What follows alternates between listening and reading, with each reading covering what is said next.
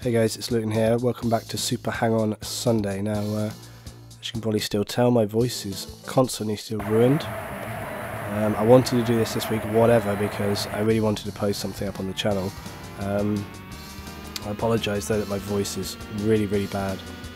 It's very difficult for me to talk without having a massive coughing attack actually, which sucks. I definitely won't be able to live stream, I don't know, for, a few more days for sure. I'm getting better all the time, but it's taken 2 weeks to this point to kind of really get over my illness, and it really sucks. I basically just had the flu, and until you actually have like proper flu, you forget just how bad it is and how long it goes on for. And so I've really been kind of through it this week. God, my attention span is still extremely low. This has been the other problem, is I have not felt up to gaming. I haven't been able to play anything. Definitely haven't had the focus or attention necessary, and I'm gonna try and get through this video without having to stop too many times to have a massive coughing fit. As I say, it affects this channel a lot more than my other channel, because this one, a lot of the times I have to just talk and talk. When I live stream or when I'm doing an LP, you have to just kind of constantly talk, really. Whereas when I'm doing my other videos, they often are only sort of 5 to 10 minutes long, and I can stop and start because they're all, they're all post-processing videos. So again, it's a totally different recording style. But anyway, so it has kind of affected what I can post up, and I apologise for that. But don't worry, as soon as I'm able, I'm going to be back on this pretty hard, and we're getting a ton of content out there. So don't worry, this channel's not going anywhere, and got plenty to come. I still haven't quite decided on my whole DayZ deal. There's a few games coming up on the main channel, like I've got my armor stuff, which I'm really enjoying and working well with, and Star Citizen is on the way. You know, there's going to be a lot of stuff to talk about with Star Citizen, so I don't know. I do feel that DayZ is going to fit a lot better on this channel. Excuse me. I'm trying to resist having. If I can do this without stopping, that'd be great. But we'll see how we go. Yeah, if I can bring DayZ to this channel, guaranteed my views are going to be massively smaller than they would be on the main channel. But I don't know. It depends how often I do those videos as well. So I need to sort of plan that out and work out what I'm going to be doing there. But we'll see how that turns out. But thank you guys as always for your support, and thanks to everybody who sent me some kind messages in the last couple of weeks. Really appreciate that. It was great. And as I say, on the road to recovery, but on the road, on the road to recovery. But it's all going well. It's all going well.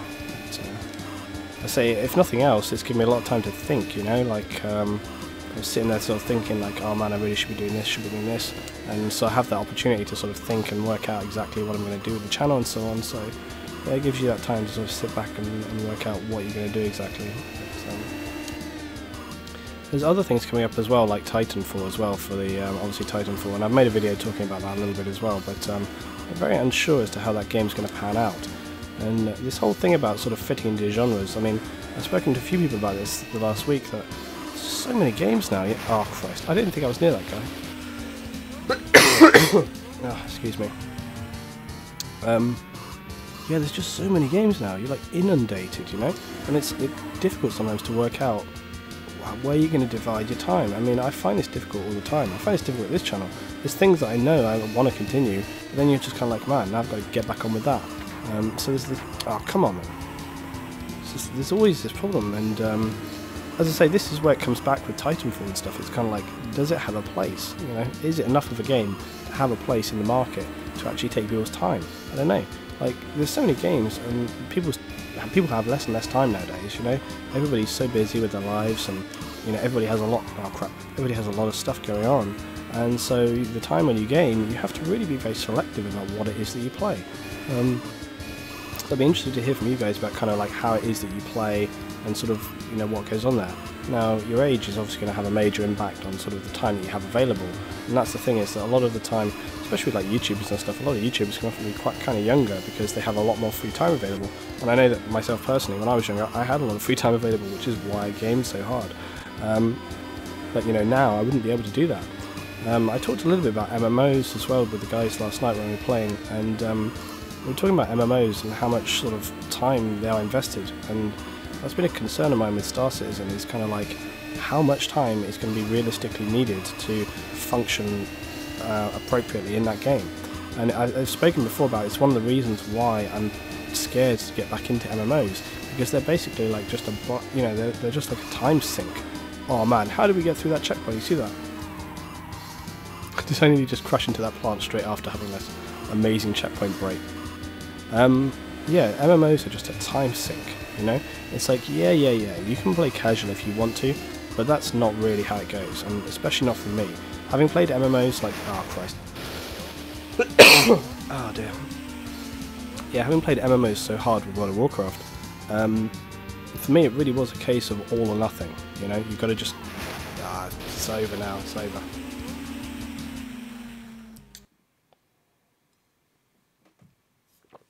And voice break. Yeah, with MMOs, it really is all or nothing. You gotta like put the time in to get stuff out of that. That's how it works. And a lot of the times, if you're trying to run with a big clan or a big guild, the only way they'll sort of take you on board and run with you is if you commit a ton of time to the game. And that's fair enough, you know. Some of the times these things take a lot of time, so you've got to work out, you know, look, realistically, you've got to spend this time if you're going to do this in a proper fashion, and that's what we used to do. But again, realistically, I just don't have that kind of time available anymore, so there's no way I could do it. So the temptation to do it has to be, you know, cross-referenced against the fact that I just literally do not have that kind of time available. And also, I wouldn't want to spend that kind of time anymore. You know, I've done it once, and this is another reason why I don't want to get back into MMOs in a hardcore way, is that I've done it. You know, I've pretty much, it's like a kind of gaming goal checked for me, you know. I did hardcore World of Warcraft. I did everything there was to do. I did all PvP, PvE, I did everything there was to do there. And I really feel like I completed World of Warcraft. I did up to the, I mean, they're always adding new stuff to it, but at the time, I did everything there was to do, and I felt like I had achieved what I wanted to get, what I set to get out of that game, and I felt like it was a good point to walk away from. So again, the whole prospect of getting back into that kind of terrifies me, not to mention the fact that I have quite an addictive personality, so kind of like getting on with something like that, it kind of immediately sort of sucks me in, and I know I would end up losing like millions of hours into that. My complete playtime for World of Warcraft is terrifying. I can't remember the exact amount, but I'm pretty sure it was heading for the best part of, well, it had to be running towards a year of solid gameplay.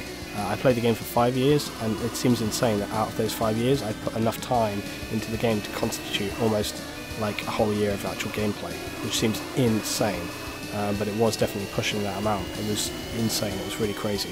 But we used to really hardcore play World of Warcraft. We used to really hardcore play World of Warcraft. I mean, I would often, you know, when I had like long periods of time off, because I was still studying through that period, so for the times we were off, I would often literally get up, play World of Warcraft for like 18 hours out of the day, and then go to bed, and then get up, and then do it again every single day for weeks and weeks and weeks and weeks and weeks. And you know, not lying, it kind of ruined me. I was like so from playing the game, but that's how we used to play it. It was really full on. I'm going to have a massive cough, I think, so bear with me, guys. I'm going to pause. It is a struggle getting through today, and now I'm not paying attention. There we go. So yeah, that's one reason why I don't want to get into MMOs again. But therefore, new games coming in kind of concern me. And it's one of the main reasons why I got into playing FPS, was that FPS are very non-committal. You can play them for a little bit, and it's no problem. You don't even have to have the best kit. Kit always helps in FPS, you know, it makes a difference, but it's not the be-all and end-all. I always like the fact that, for example, when I used to play COD, you could jump in and you could literally have the worst guns, and you could handle yourself, you know, you could still do well in a round. I mean, that comes partly back to my general philosophy that tactics are more important, and, you know, tactics and mindset are more important than your gun, which is 100% true. Oh, come on, man, let me in. But yeah, that was the main reason for getting into FPS. You know, I had been a big FPS player before I got into MMOs, and so it was a natural thing for me that I kind of wanted to get back into that afterwards. And as I say, the time factor was an important thing there. But that's what's so great about them, is you can kind of come and go as you please. It's also the very attractive thing about single-player games, because, you know, single-player games, there is no sort of committal there. You can kind of just come and go, you can get on, you can play for a bit, you can stop, you can come back to it at any point in time. So again, that's a really interesting thing. I think, you know, for me as a YouTuber though, you kind of almost end up with this kind of different parameter of what you seek to get out of games and what you put into games at the same time as well, because, you know, you come at it almost from a different standpoint. You're looking at things in a slightly different way. So it's very annoying that I can't talk properly though, because I'm actually doing not too bad here. Not great, not too bad. Not too bad considering I haven't played this game in like 2-3 weeks. So having a little bit of a break, come back can always be a little bit of a help. I'm flying through here. So if you're new to the channel, welcome aboard. I've gained again more subs recently, which is really nice. Moving in the right direction with this channel. As I said, I'd hope to get to kind of like, you know, I don't know. I'm not gonna. Well, we'll see how we go. You know, it's all very nice, and I appreciate everybody's support coming in here. As I say, I feel really positive about kind of getting on board with things and thrashing more videos out. I've been really pleased with how things are going. Been really pleased that people have been kind of getting on board with this and enjoying the stuff that they're making. I'm going to do a few collaborations with people on this channel as well, as I have done throughout doing YouTube, because that's one of the things that I enjoy to do, is kind of get on and share experience and talk about different things, so that'll be great to do. And look at this, we're getting into orange already. And I apologise if this video has not been as kind of, like, my voice sounds unbelievably drab today, but as I say, it's literally the only way I can function at this point in time. Ooh. And, I tell you what, if you want to blame somebody for this, blame my brother. Despite what my family say, I maintain that he got me ill. Basically, when I went back home like a trip a couple of weeks ago, and that's when I got ill, and he happened to be ill at the time, so I put this squarely on him. But it's alright. I'm going to be much more cautious from now on when I visit people, and ensure that I quarantine myself should anybody be vaguely ill near me, because I cannot afford to be sick like this. You know, that's the worst part. It wasn't like just like a little cold, because, you know, you get a bit ill in winter time, everybody does, and you feel a bit rubbish for a couple of days and then you're fine, you know. Not this. My God, it's been a couple of weeks now, and it's just going on and on. It's ridiculous. I had people at my office saying to me, like, "Are you still not better, dude?" And I was like, "No, I feel awful." It goes on and on. Anyway, faster than light, guys. Faster than light, the update is supposed to be coming in the first part of this year. So, probably not in the next month, but I would imagine between March and April, we will probably see the Remember Free update to Faster Than Light, which is extremely exciting. There's loads of content there. If you've missed what's in that, go check out my video that I posted a few weeks ago on this channel showcasing...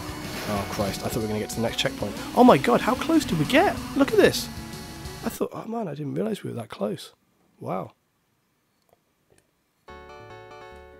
Not bad for a few weeks off. Here's me chatting away and we're like one section away.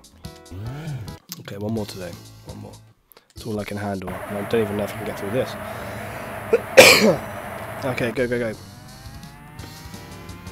So yeah, FTL will be coming up. Really awesome. It was fantastic that they've done that as a free release as well. I think it helps so much. It will definitely push... I mean, I reckon the way they're coming from it with this, why are they releasing it free? I reckon that they're coming from it. FTL, it's never been a massively expensive game in the first place.